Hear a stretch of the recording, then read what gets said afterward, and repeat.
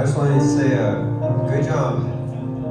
I feel like in the past months you guys have stumbled in many areas. Some of you not really walking with God and letting your focus go towards performance or perfection, different things. But I feel like you guys are starting to reorient. I just want to say that it's not going to be perfect right away, and so don't get hung up on just that. It's okay if you don't have the perfect heart for God or worship or pure heart, but you just continue to worship, and God will work in you slowly and gradually. And so just don't worry. It's fine. Good job. Keep it up.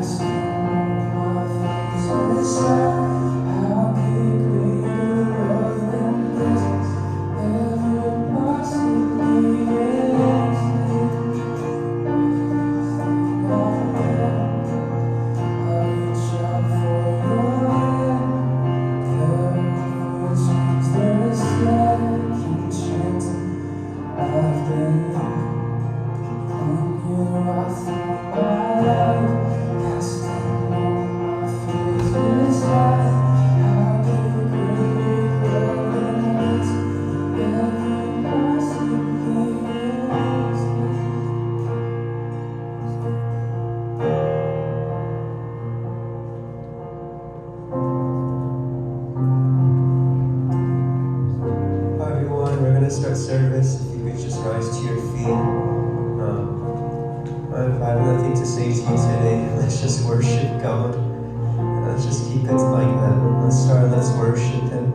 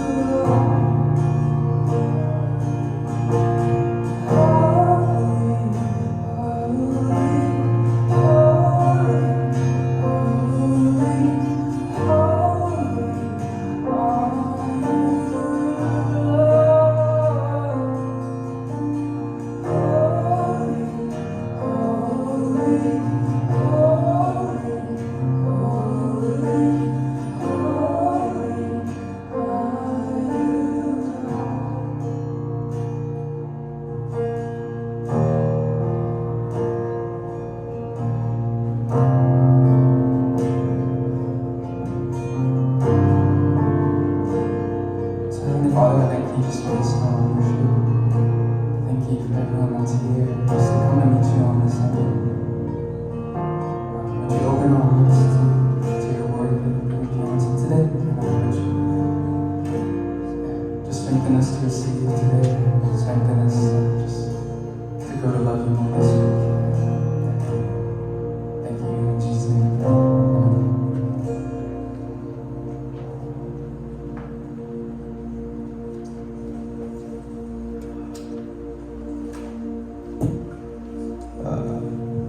Alright.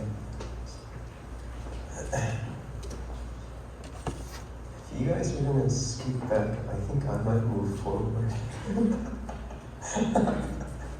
Alright. Welcome to the front row. You can lower my mic.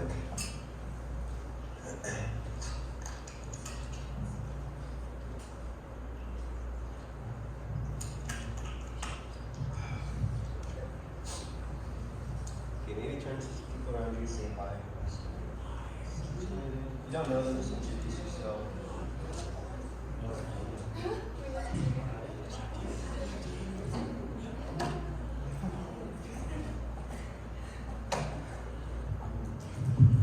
A little softer, it's kind of intense.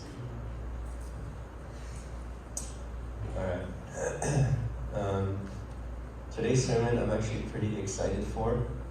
Did I say that about what sermon is that? I think it's a good thing. Okay.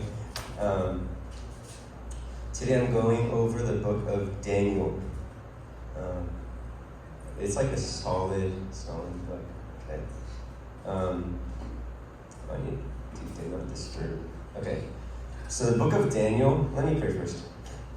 God, we thank you for your word. And we believe that your word is true. And we believe that you speak through your word. And so God, we just come before you, your word right now, and we say, God, whatever we think, whatever we feel, whatever we think we know, we say, if you say something else, you're right. However we live, if you tell us to live differently, God will change. We submit ourselves under your word at this moment. So I pray, speak to us. Holy Spirit, illuminate and breathe life into your word. In your name we pray, amen. So the book of Daniel, it can be split into two, if you can understand that well. And the first half of, if you don't know, we're going through a book, because most people will expect me to this is the passage for today, like few verses, but we're not doing that for, I think, another half year, maybe 8 months, I don't know. We're kind of going through one book a week, and we've been going through the whole Old Testament. We're in Daniel. And how it's split up is in the first half, in the first 6 chapters, it's kind of this narrative. If you've grown up at church at all or gone to any children's ministry, like the lion, and these stories, that's in the first 6 chapters. Okay, and then chapters 7 to 12 is more about Daniel has these visions about the future. He has these prophecies, and that's 6 chapters of that. I'm gonna focus pretty much entirely on the first 6 chapters. That's because I think we've been in the prophetic books, and we are going to go into more prophetic books. I think we're gonna have enough of that. And so today, I'm gonna focus on the narrative. It's a rare, nice break, I think, for all of you. Before we go through the book, I think one important thing to note for the book is if you've ever read it and you've been confused, it's because Daniel doesn't write chronologically. That's how we're used to reading. It's this happened, this happened, this happened. He writes thematically. And so while you're reading the book, you'll see something about this king, but the king dies. And then later on, you'll see that king reappear. You're like, what just happened? That's what's happening is he's not thinking about the timeline. He's not worried about it. He's just doing it thematically. And then the next tip, I think the last one for this book, is when you're reading the prophets, you have to know the historical context. And so what's going on here? The Babylonians, I'm sure you've heard this story a million times, because I think it's the pretty similar setting for all these prophetic books. Babylonians invaded Jerusalem. They took a wave of exiles. And in this wave of exiles, the Israelites, the story focuses on 4 particular exiles. And they're Daniel, and you probably know them by their Babylonian names. They're Shadrach, Meshach, and Abednego. I heard this really funny joke by this black preacher, but I will not say it. But if you focus on the word Abednego, it's a bad, I don't know, I never said this. But he was black. It was so funny. That's the funniest joke I heard in my life. But I can't say it. Yeah, that's their Babylonians name. And they originally all had Hebrew names. Okay? Like, I don't have an English. Like, most Korean people have a Korean name and an English name. It's like that. They would have their Hebrew name and their Babylonian name.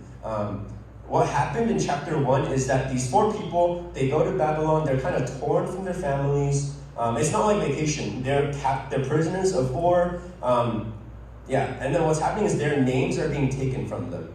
So they're saying, you can't have your Hebrew names anymore. We're going to give you new names. And the thing about their names, which I should have wrote down, but I did not, is a lot of the names meant something like Yahweh is gracious. Yahweh is good. Like God is good. God is gracious. And their new names, like Shadrach, Meshach, like Abednego, like those names meant something centralized around the Babylonian gods. And so what the Babylonians were doing is they would take these people and they're kind of like indoctrinating them. And then what happened is the king feeds them really good food. Why? Why all this good stuff? Like the food, it's not like farm to table. Have you guys heard of farm to table? I love farm to table. It's when it's like a restaurant or like a farm area and they like have all the produce in the garden and then the cow they just kill. And then it's like all the food is like day of fresh. I love that. That's kind of what they're doing, except it was altar to table. They would sacrifice animals to their gods, the pagan gods, and it'd be worship food, and they would take that meat and give it to them. And it's kind of like idol worship. Why are they doing that? Why are they treating them so well? I think part of the hope is that the Israelites would think, oh, we didn't have this back then in Israel. And they would look at the city, like Babylon's like so grand. They're like, wow, like look at all of this. And they'd say, oh, maybe it's nice here. And it starts to entice them. And it draw them into the culture. And they would have a new name, a new food, new city, a new life, and a new God. That's kind of what's going on. And the stuff was really awesome. And I think it'd be really tempting to be like the Babylonians. I think you guys know, I think the most similar parallels I can draw to you guys is, when you go to college, if you've ever been like a good church kid and you go to college for the first time and you're invited to the first party of your life, and it's like tempting to just be like everyone else. It's like very enticing and exciting. I think another example, I think not as realistic, is imagine if, for whatever reason, we had people come into our church and kidnap you, and you wake up in Abu Dhabi, right? You're in the Middle East in Abu Dhabi, and your new name is like Muhammad. And I don't know for girls, but you guys are Muhammads too. And essentially they place you in a penthouse in their Ritz-Carlton. And they give you they give you a credit card. They say, hey, there's no limit. Spend whatever you want. Just shop, buy a nice car, go to whatever thing you want. Just be there. And then enjoy, attend our mosque, I think it's kind of like that. I think what they're going through is it's really enticing. What happens is Daniel says, no, they won't break their food laws. They wouldn't eat certain foods to respect the holiness of God. And the first point I want to give is usually I think we hear about the world. And I think often in the church we hear about the world's influence. I think for a lot of us, some of us are scared of hanging out with the wrong crowd. Some of us are scared about hanging out with the wrong people because of the influence they could have. And I think what we're seeing in the book of Daniel is that actually it's not the strength of the culture that's the problem. It is the weakness of the church and the believer that is the issue. Just because you hang out with people that drink doesn't mean you're necessarily going to drink. It should not be that way. You should have enough resolve. What you see is Daniel set his way, and he's in Babylon with a new name, with a new life, with all of these things, and he stands. Something interesting. Daniel chapter 1, verse 17 to 20. I'm going to have a lot of points. I really like the book of Daniel. As for these 4 youths, God gave them learning and skill in all literature and wisdom, and Daniel had understanding in all visions and dreams. At the end of the time, when the king had commanded that they should be brought in, the chief of the eunuchs brought them in before Nebuchadnezzar, and the king spoke with them. And among all of them, none was found like Daniel, the Hebrew names, Hananiah, Mishael, and Azariah. Therefore they stood before the king, and in every matter of wisdom and understanding about which the king inquired of them, he found them 10 times better than all the magicians and enchanters that were in all his kingdom. Honestly, I think a lot of you think that your gifts, your talents, and your job, your career, your major define who you are. And I'd say that's incorrect. Okay, if you don't know God, it's correct, because what else do you have? But in the kingdom, gifts, talents, careers, jobs, they're just tools. Your workplace is just a context and not an identity. Your job, your skills and your talents actually don't define who you are. Because when you look at this passage, when Daniel got to Babylon, God gave him learning and skill. The premise is that as you go to different places and different contexts and different times of different needs, what happens is God gives you different gifts and abilities as needed. Right? For me, I think one thing that I notice is that my worship leading gift fluctuates. I think when I'm in a ministry where I really need to lead worship and be a part of that, when I sing, I feel so like God is here. Right now, I think God doesn't need me to lead worship because we have so many great worship leaders. And so when I sing, it's like when I lead worship, I'm like, it's okay. I don't feel particularly oh, God is so with me. And it should be like that, because what are gifts for? They're to serve and to build up the kingdom. And so they fill needs. And so different needs, different gifts. Does that make sense? I don't think we learned that a lot. And the problem, I think, is if you place your identity and your worth in your gifts and your talents, you're going to be devastated, because there's going to be a time when you don't need to do those things anymore in a different context. I know many ministers and worship leaders and worship team people that get devastated when they're not needed on worship. They're like, oh, I don't have worth anymore. And you find out, oh, they just built up their worth in their serving. And so I think the point is, don't chase giftings. Don't chase talents. I say chase after God, serve Him. And I think giftings will follow you. Talents will follow you. Right? Don't you think that God will empower you to accomplish His will and His purposes? He's not going to use you when you're ready. I think a lot of us think God's going to use me when I'm ready, but it's the opposite. God makes you ready when you decide to be used by Him. That's how it works. That's why all of it's all a step of faith, because you're not ready first. You have to first take the step, put yourself in the context to be used by God. Then you feel the need. How? Because God empowers you there and then. And so this is what happens when Daniel and his friends get to Babylon. They get a new job, a new gifting. I think when you look at 1 Corinthians, it follows this pattern. In Acts chapter... Oh, I said 1 Corinthians and then I wrote Acts. I wonder which one it is. It's one of the two.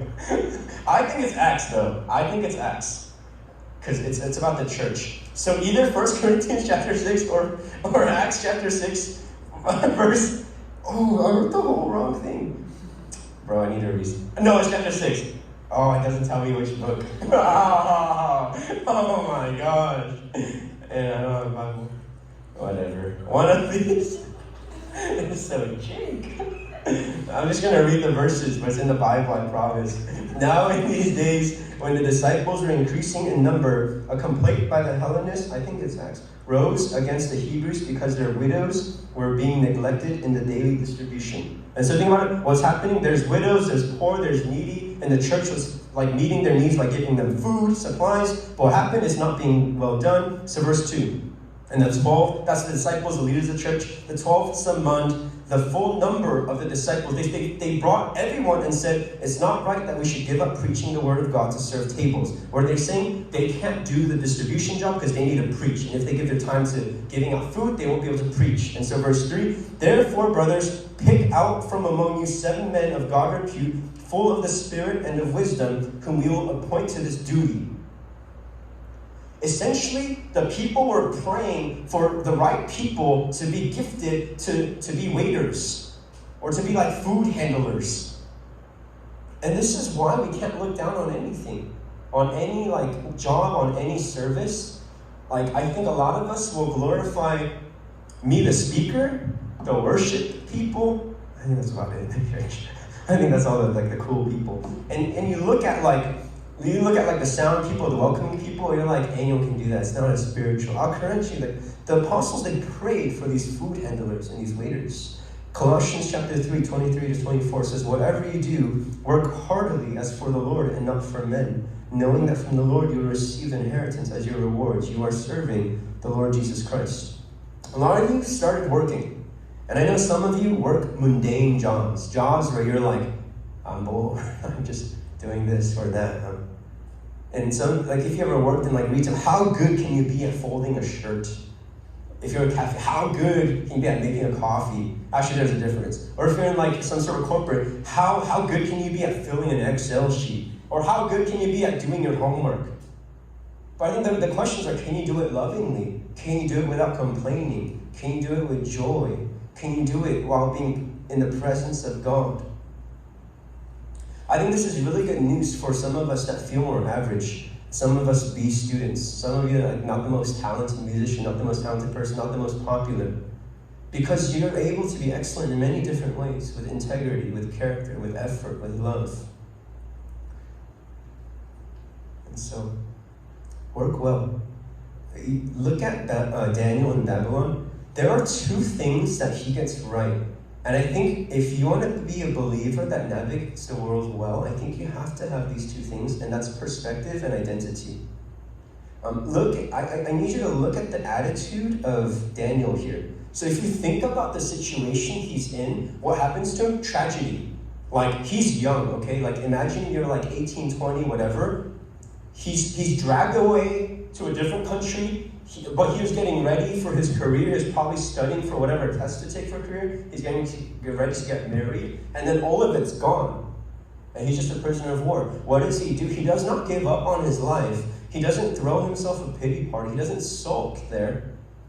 Why? Because he had a divine perspective and an attitude, and he knew these two crucial truths. The first is that Daniel knew that he doesn't have control over his life.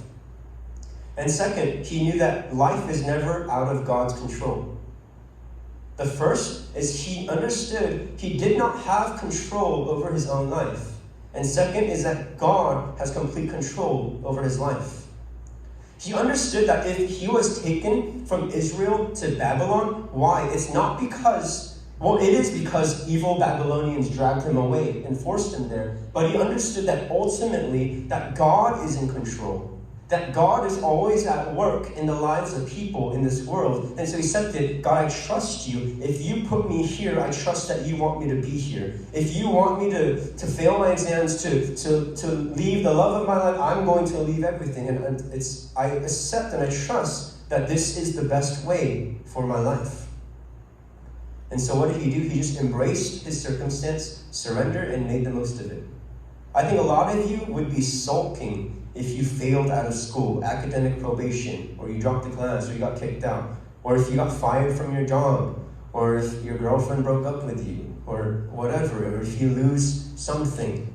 These people, they lost their family, home, family, friends, name, identity, everything, and they have this attitude and this paradigm that they're saying, no, God is in control. I don't like my circumstance, but I just trust that God is leading my life, that he's fully in control, and I'll just take it. I'll make the most of it. I'll be faithful. The second thing is identity. What the Babylonians tried to do with Daniel is they tried to change his identity. They renamed him Belshazzar. They oriented his name and his identity around the Babylonian god. But what does Daniel do? He doesn't give a crap about that. He didn't say to them, only call me Daniel. No, he didn't care. He doesn't care what people said about him. And he just knew who he was. People are going to say all sorts of things about you as you live. All sorts of people are going to misunderstand you. People are going to accuse you of all sorts of things. I've been accused of so many things in my life. I had one of my my pastors over me get a call from someone saying I'm cheating on grace because I was eating a lunch outside of our Bioma library in the public table in front of everyone. And he called my pastor and he said, I was cheating on grace right now. You have to call him. And so I get a call from my pastor. He's like, bro, I heard you cheating. I'm like, well, I'm eating lunch with a friend. It's like, and like that person was saying, I'm like all these things. And what do? I said, I don't care. And there's nothing I can do about what people are going to think about me. I know who I am before God. I just need to be right before God in my own actions. If you have your identity straight, it's going to be okay. And I think the question is, do you know who you are? Not just what other people say about you, but as you live, the devil is going to throw all sorts of things at you. He's going to try to rename you. He's going to say you're a failure. He's going to say you're not good enough. He's going to say all these things about you. And I'm sure he was saying all these things to Daniel. Like, you're hopeless, bro. Like, you're in a new place. You just lost everything. Your life has no meaning. God is not good. I'm sure he heard all these things, but what does he care? He doesn't care because he knew, no, my God is good and he loves me and I know who I am before him. And that identity that secured him and his attitude, I think, is really what set the course for his success in Babylon. That's chapter 1. I promise the rest of the chapters are not that as long. Okay, so chapter 2, what happens is all that happens, Nebuchadnezzar, Babylonian king, he has this dream, and they have these dream interpreters back then, and they always told the king what the dreams meant. But one day the king is like, like these guys might be fake. And so verbatim what he said is, the word from me is firm. If you do not make known to me the dream and its interpretation, you shall be torn limb from limb, and your houses shall be laid in ruins. So he tells the dream people, he's like, I'm not even telling you the dream, tell me the dream and the meaning. And so the dream people are like, I don't know. And so he's about to kill everyone, all the wise men, including Daniel. And then Daniel says to his friends, Daniel chapter 2, verse 17 to 19, then Daniel went to his house, made the matter known to Hananiah, Mishael, and Azariah, his companions, and told them to seek mercy from the God of heaven concerning this mystery, so that Daniel and his companions might not be destroyed from the rest of the wise men of Babylon. Then the mystery was revealed to Daniel in a vision of the night. And so he goes to the king, he says, you dreamed of gold statue, and he just tells him about future kingdoms that are going to come over and take over the king. And he's right. And so what happens, like long story short, the king worships Daniel's God, and he makes Daniel a ruler. And I think for us, a lot of times we've read these types of stories and we know it. And from the outside, what you see is Daniel doing all these things and all these success stories. But I think the most important thing is actually the inside scoop on the internals. And what is Daniel himself thinking and doing in these moments? He's just being faithful. He asks God for help when he needs, and that's all. Daniel did not plan to become a dream interpreter. He didn't plan to rule in Babylon. He didn't try. All he did was he just said, I'm going to be faithful in the way that I can and try my best and make the best of the situation. And God help me. So I want to encourage you guys, like, a lot of this sermon is learned from Daniel. And this point is, stop chasing ambition and trying to become something and somebody. Just be faithful. Chapter 3, what happens is King Nebuchadnezzar, he hears the dream, and I think he really missed the point, because after Daniel tells him the dream, he makes a statue. And so he makes this statue. It says it's 98 feet tall, and so that's like a 10-story apartment. And my apartment, if you've been there, is 4 stories. And so this statue's about double and more. That's kind of intense.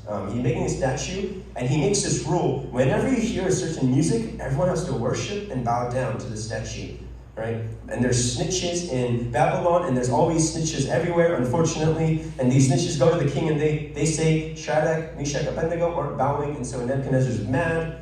And then he orders this furnace. You guys all know the furnace, right? I feel like this is such the simple church story. The furnace has to get heated 7 times its usual heat. And it's kind of crazy because it says the people that carried them and threw them into the fire died because it was so hot. I can't imagine that. They I don't know, that's kind of crazy. I don't know how they made it. But we know what happens. Chapter 3, verse 25. But I see 4 men unbound, walking in the midst of the fire, and they are not hurt, and the appearance of the 4th is like a son of the gods. You know, like the song, there's another in the fire standing next to me. It's like a popular song. That is from this. And one crazy thing I want to tell you is that most biblical scholars agree that when there's an angel of the Lord like this, it's pretty much almost always pre-incarnate Christ. They agree that when this sort of being appears in the Old Testament, many times it's actually Christ appearing, just not as incarnate Jesus Christ, as a man. It's him, like spiritually. I think that's very cool. Because I think a lot of times you think you're in some sort of fire, you're like, I'm going through it. And some of you, even this week, you're going through it.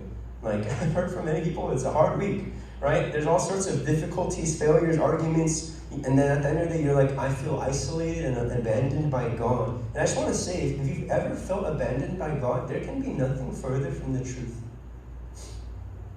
Because I love that Christ didn't just stand from afar and put out the fire of the furnace. What I love is that Christ went into the fire because what he wants to communicate is he wants to communicate, I am with you, right? And that same Christ went on the cross. Why? So that Emmanuel, God with us. He wanted to be Emmanuel, God with us.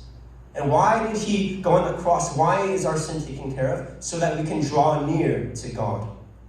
All of that, there is a motif of God drawing near to us, to draw near to him, be close to him. And I want to say the same Christ is with you in all of your difficulties, in all of your situations. Not afar, but actually standing right next to you in your fire. And then what does the king say? He just says, I'll worship God. Like God has to be real. I mean, no matter what kind of person you are, if you see 3 people get thrown in a fire and they're just standing there, it's kind of obvious. I think the world's stupidest person would recognize that God is real at that moment, right? Now I want you to think about this. We thought about what was Daniel doing before. What did Shadrach, Meshach, and Abednego do? They did nothing special. Still, I think that the theme in Daniel is that they did nothing special. They did not wear fire hydrants. They did not train to withstand fire. All they did is they were just faithful in the little thing. The one little thing of not bowing down to the statue. That is the only good thing that they did in the story. What happened? Nebuchadnezzar's worshiping God. It's crazy. I just want to keep saying, you don't have to do something great. Just obey God as he calls you in whatever he calls you. Just continue in obedience. I'm almost done with the text. Chapter 4, Nebuchadnezzar, it goes on, and then he forgets about all this, and he gets proud. And so what happens is God literally drives him crazy. And so verse 33, he's kind of actually insane. He is driven from among men and ate grass like an ox. His body was wet with the dew of heaven till his hair grew as long as eagle's feathers, and his nails were like birds' claws. That's Nebuchadnezzar, and then he gets sad because he's crazy, and then he repents, and then God says, good job. That's him. Chapter 5, there's a new king, Belshazzar. He's throwing a feast, and then there's writing on the wall, and everyone's freaked out. And then Daniel comes, and he essentially tells him, oh, this is what it means, and your kingdom's over. And then that night he dies. And then there's a new king, Darius. Daniel gets promoted, but then the other officials get jealous, and they try to screw him over, and so they say anyone that prays to other gods and not Darius is going to get thrown into the lion's den. And of course, Daniel will still pray, so he's thrown in, and it's okay. And they find him alive, and so Darius says, oh, God's real, we'll worship God too. All right, we're done with the story. I think a lot of you, it's pretty dull because you've heard it so many times as a child. But this is where I want to go a little deeper, okay? I'm in the conclusion part of my sermon. Don't worry. All right, you made it. And I think because the behind the scenes is really what matters the most. What sticks out to me. In the last chapter of verse 10, when Daniel knew that the document had been signed, the document to get him killed, he went to his house where he had windows in his upper chamber open towards Jerusalem. He got down on his knees 3 times a day and prayed and gave thanks before his God as he had done previously. And the question is, why is his window open that way? I think it showed where his heart was.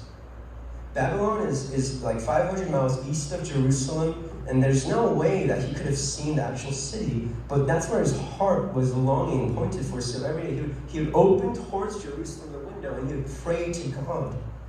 He wanted to be with God.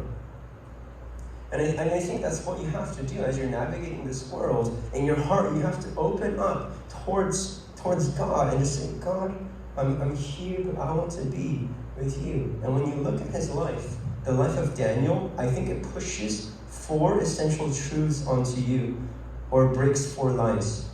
The first lie, or the first truth, is that you're never too young. I think a lot of us can think, I'm too young to be holy. I'm too young to worry about this stuff. I think there's a temptation to think that, I'll be faithful when I have all these things figured out. After I get a job, after I get married, after I have kids, I'll worry about this. I'll become a man of faith when I get married, right? And I think a lot of us is so long-term. So some of us, we do a little better, and we shorten it, but we still do it. After I finish this project, after finals, after midterms, after this class, right? But the reality is Daniel and his friends were youths. They were like teenagers. They were like early 20s, old teens. Right? And when you look at people in the Bible, Samuel, David, even Jesus, I think it's literally written, 1 Timothy 4:12, let no one despise you for your youth, but set the believers an example in speech and conduct and love and faith and purity. Honestly, God is calling you right now and not later. He's actually calling you to maturity and holiness now. Not when you turn 25. Right? Because God is God right now. God is worthy of your devotion now. Because God is not going to be more amazing later. God is amazing now. In this moment of your life. Just like how he was God enough for Daniel and his friends when they were youth. The second thing is, nothing is ever too small. I think a lot of us think that there are certain things that are so small it doesn't really matter. That God wants these impressive things for us to do and to build. Like when we hear about people that go on missions for like 8 months, we're like, dang, they really love God. You're like, I'm just reading my Bible and it's so small. God doesn't really care. And I think what we see in this story is, you even look at the food. Daniel resolved that he would not eat this food. And like, it's just food. It's just going to pass through you and into the toilet or whatever they did. And it's not a big deal, right? But what it is he knew the laws of God and the heart of God. And he knew that God thinks everything's a big deal. God even cares about the food that they ate. And so the second truth is that nothing you're doing is too small to care about. You're never too young, and nothing is too small when it comes to obedience and faithfulness. That's why everything matters. The way you drive, the way you order and talk to a waiter at a restaurant. Oh, I hate preaching this type of stuff because this stuff I struggle with. Like, it's like those little things are the things that matter. What you're like when you play video games, the words that you say, every crude thing you say, every mean thing you say, the way you joke. There is nothing too small in this world when it comes to the area of faithfulness. The things that you pirate, the things that you watch, the things that you wear, the way that you talk, everything matters to God. Number 3, it's very short. It's never too dangerous. Because God's with them. Whatever you're doing, it's okay. And number 4, it's never too late. I think some of us think I've sinned too much, or now it's too late in the game. They're like, I'm in Babylon now, it's too late. How do I show God my face when I just did this thing yesterday? I can't get over a grudge. I can't pick up my Bible. My church community has been screwed up. Who do I trust? Actually, spiritual growth is not this linear thing. It's just circular, and you don't know what's going on, but you just be faithful, you seek, and you obey in the ways that you can, and you just make the best of it. And I think for Daniel and his friends, it was tempting to give up, but they didn't. And it's because it's never too late, it's never too hard, it's never too small. I'm going to invite a praise team for conclusion. I think the most important thing for me is, as I'm communicating the book of Daniel and the life of Daniel, I think the most important thing is that it's to notice. I think what we see when we read the book is we see the outcome and the results of Daniel's faithfulness and his friend's faithfulness. We see the work, we see post-faithfulness. Do you guys get what I'm saying? He made all these faithful decisions when they were younger, and so in Babylon, when they're at this test in this difficult time, they were able to do well. Right? But you don't see their life before Babylon. You don't see the choices that they've made. The choices that they made when they were a youth. And I think these choices that they made when they were younger are the key things that actually set the trajectory of their lives. Now, I'd argue that they didn't try to do great things when they were younger. They just set their mind on obeying God and being faithful in everything. They get to Babylon, they're really teenagers. They're pretty much high schoolers. And if you think about it, are they suddenly going to start a weird diet when they get to Babylon, when suddenly steak is available? No. The reason why they insisted we're going to keep this diet is because they had already been keeping it for years. It was a habit of faithfulness, of righteousness, of worship. And that's why, even though the setting changed, they're saying we want to continue walking in faithfulness. They had already decided years past to follow God and that they would not compromise. Right? They had already been walking with God in obedience to their diet, so that there's no way they were going to stop it once they get to Babylon. Right? Even with their families, they had heard about God's faithfulness. They knew the stories of their parents and their grandparents. They knew that God saved the people from Egypt, that God split the Red Sea, He split the Jordan River. They knew that God delivered people from water and seas and oceans. And I think that's why they understood when they were before a furnace of fire, it's not suddenly they were brave. No, it's that they understood that God saved their parents from floods and oceans. That's why if God can save from water, God can save from fire.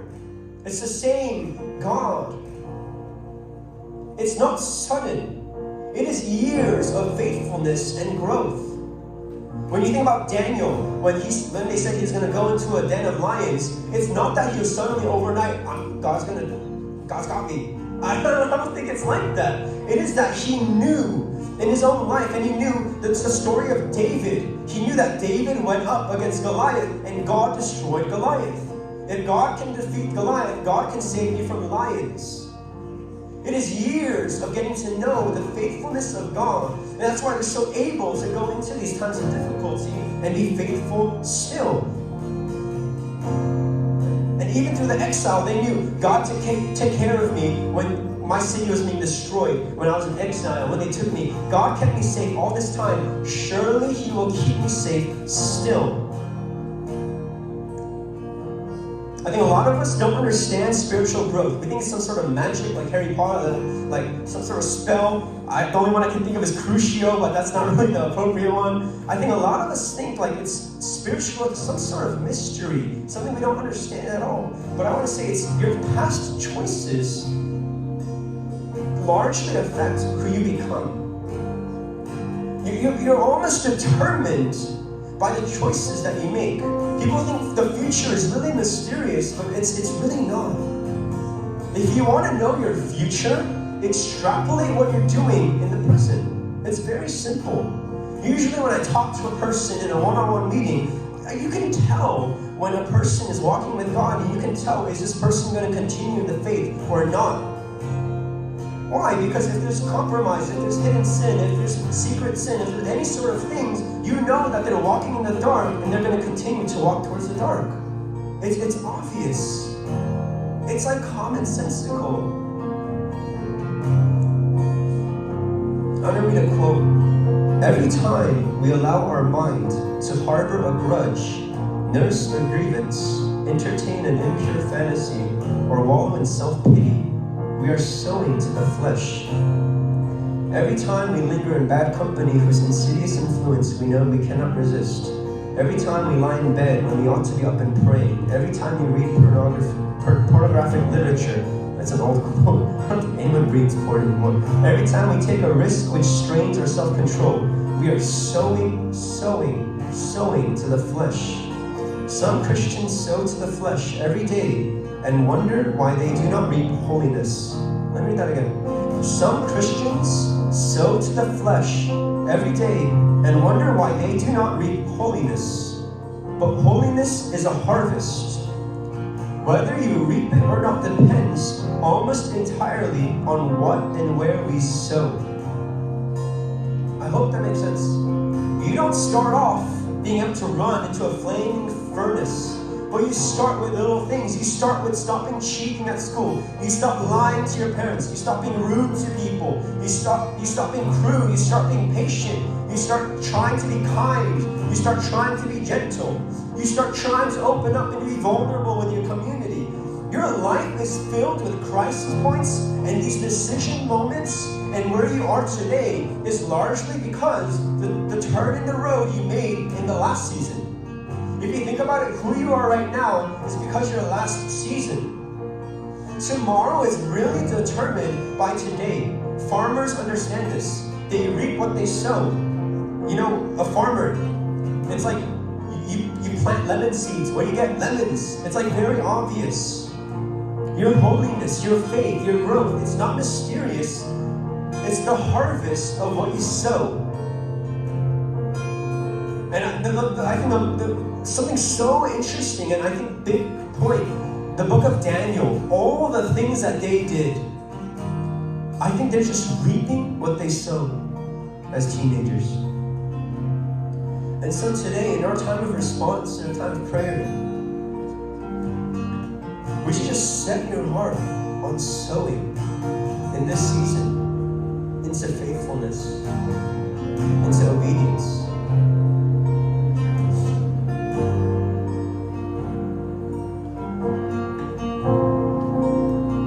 I know some of us want to do grand things when we're older, and I would say it's a good desire. But the way to do grand things is not trying to do grand things. You do great things by sowing into the little things that a great God calls you into, and the great God makes those little things great. That's how the kingdom works. So as we start to pray, would you just ask God, what do you want me to be faithful in? What are you calling me to?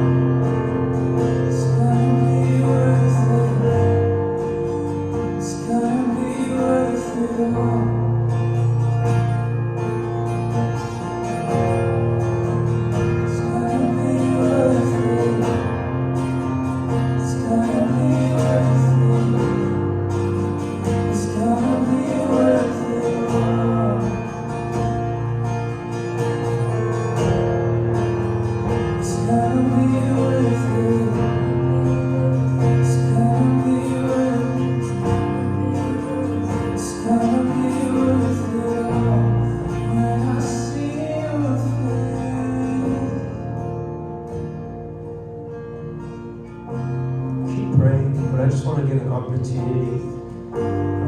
If any of you in this moment you just feel God tugging on your heart, and I don't want to just manipulate your emotions or anything like that, but if you feel God just tugging on your heart, calling you to faithfulness in this season, calling you to seek Him in this season, then the next one you can reap faith. So you can reap holiness, growth. Or you just make your way to the front, and I just want to see a decision moment for you. You're saying, in this season, I'm going to do it. I want to see God in this season. If you don't come, I'm not saying you're not praying or you're not doing that. But I think because usually this happens with baptism. Baptism's where you decide, I'm going to be a follower of Christ. I realize we haven't had anything like that for 2 years. We haven't had anything like that. And naturally, people have decided to walk with God and internally have decided. But I just want to give an opportunity. If maybe the whole time I've been here actually at this church, we've never done anything like this. If you just want to say, I want to follow God the rest of my life. In this season, I'm choosing to sow here and now. I want to sow righteousness and reap holiness. I want to reap fruits of the Spirit. I just want to make your way up to the front and say, God, this is me. I want to follow you. And I want to just pray for you. Let this move you into the next season of your life. Just give you guys time for this.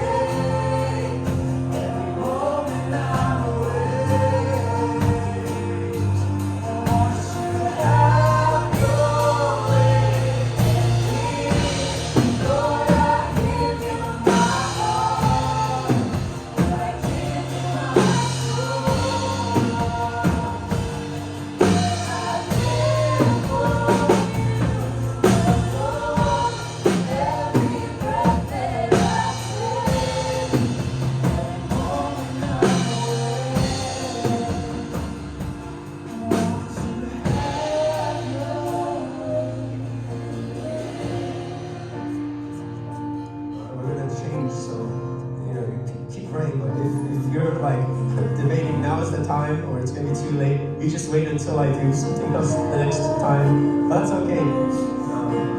I'll give you like a minute more. I don't care if you come up or not. This is more for you, okay? If you aren't praise team to it, it's okay. You can come down. I don't care. The priority is you.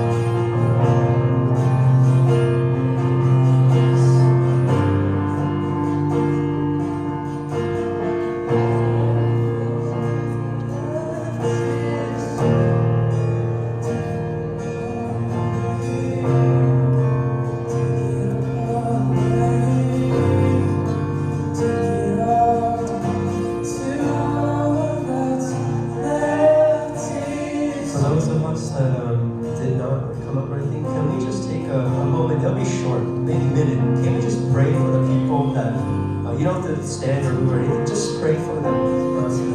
At this moment, this happens in baptism. Usually we're doing a baptism without baptisms. What baptism is, the most important thing, one of the most important things, is that the individual declares publicly, I'm going to follow Christ for the rest of my life. The second most important thing is the community says, oh, I've seen them make this decision, and I'm going to commit to helping them make this decision for the rest of their life. But if they stray, I'm going to say, shut up. I'm going to punch them in the face and say, you made a decision in 2022. I saw you. Right? And so even now, let's pray for the people individually. Let's pray for them by name. And if you made the decision, just say, God, I'm going to follow you. These are the seeds that I'm sowing in 2022. And in 2023, I want to reap righteousness. In 2020, when I have kids, I want to be my household. I want to serve the Lord. Let's pray together for a little bit. And we're not ending here, okay? I'm sorry, but let's do this first.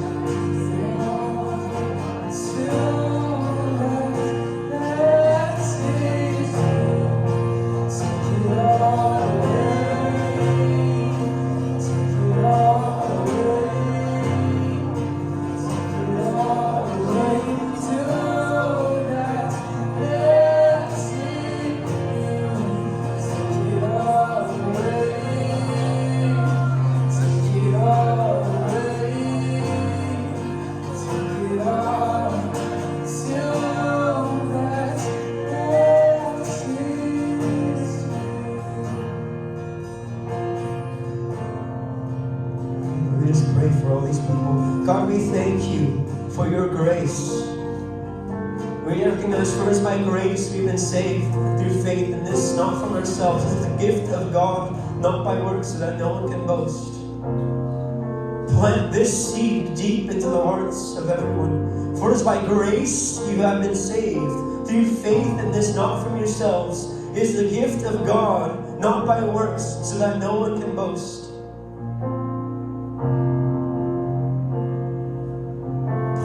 The seed of grace deep into their hearts, God.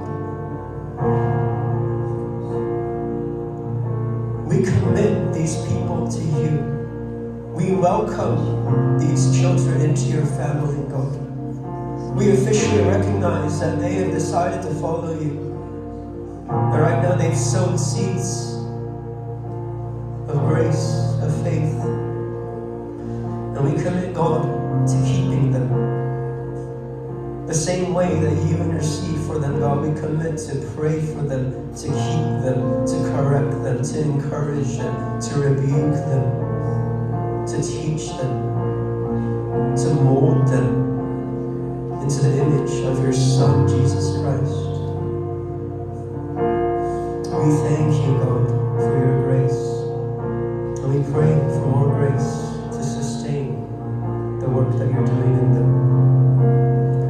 In your name we pray, amen. We're not done with service. I don't God, Lord, can we have a better God? The second thing I want to pray about is very different. If you feel like you've been trying to walk with God, and maybe even it's like the people that made their public declaration, this might be true for you too, okay? I think for some of us, growth has been slow. Healing has been slow. Your discouragement is at all-time high. And I need you to hear this truth. Galatians chapter 6, verse 9 to 10. And let us not grow weary of doing good, for in due season we will reap if we do not give up. I'm going to change the tense. If you do not grow weary of doing good, in due season you will reap if you do not give up. You've heard me say this a bunch of times. If you don't quit, you win. If you don't quit, you win. This verse is why. If you don't quit, you win is essentially my paraphrase, everyday Hansa pep talk of this verse. I've fallen over and over. You know, your struggles are not new to me. I've tried forgiving certain people over and over. I've tried confronting someone, but it doesn't work out. And what the F is wrong with them? I purposely didn't write WTF because I don't want to say the F word accidentally. Like, you know, it's like things don't go the way you want them to go. Your healing doesn't come as fast as you want it to do. Your love for God doesn't grow as fast as you want. But I'm going to tell you, if you don't quit, you win. I want to remind you, after you sow, harvest doesn't come right away. It comes in due season. You plant the lemon seed, but you wait years for the tree to grow and grow and grow until the lemon comes. But you wait for it. If farmers quit sowing and watering the plants the instant they just get tired, we would have no fruit. It is the same with every believer. Too many believers quit early because they don't see the fruit. They get impatient, they get discouraged, they get disillusioned. They say, I've been trying to fight lust for so long. It's been 15 years of trying, and I don't see holiness, I don't see purity, and they get mad and discouraged.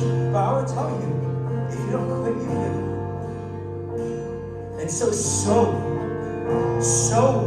When you're discouraged, sow more. When you're hurt, sow more. Water the plant more. Keep going, Christian. If you feel this, I'm going to do anything for you I can, okay? But I want you to come before God and say, oh God, I'm discouraged. Would you encourage me?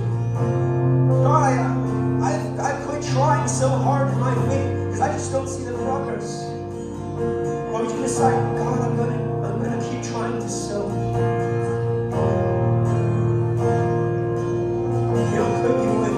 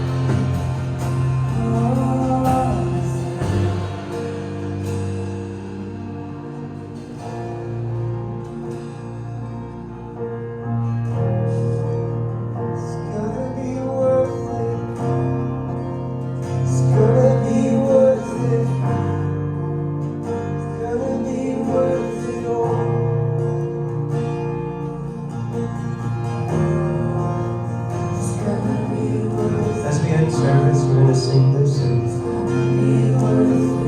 I pray that God would fill you with encouragement and strength to continue to fight.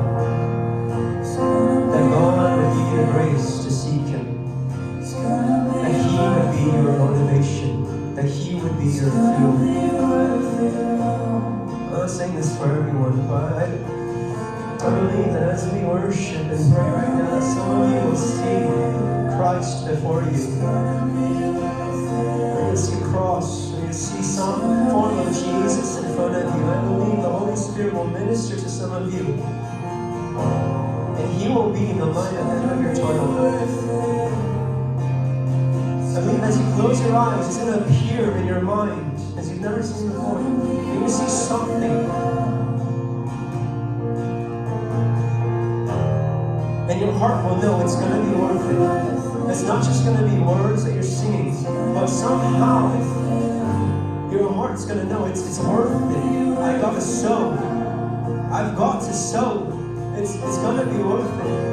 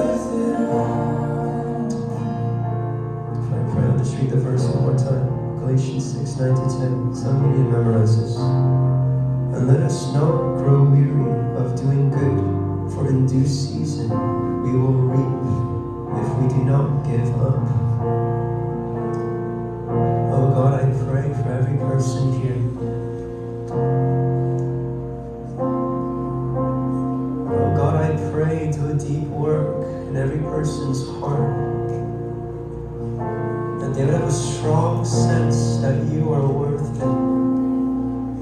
Every hardship, every trial. Oh God, I pray that they would not be stuck looking around at the failures and the difficulties in life. Expand our vision far and upwards towards eternity, towards Christ.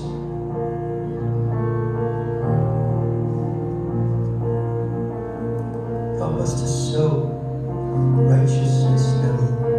Help us to sow faith and obedience now. Because we know in due time, everything sown in faith, we reap.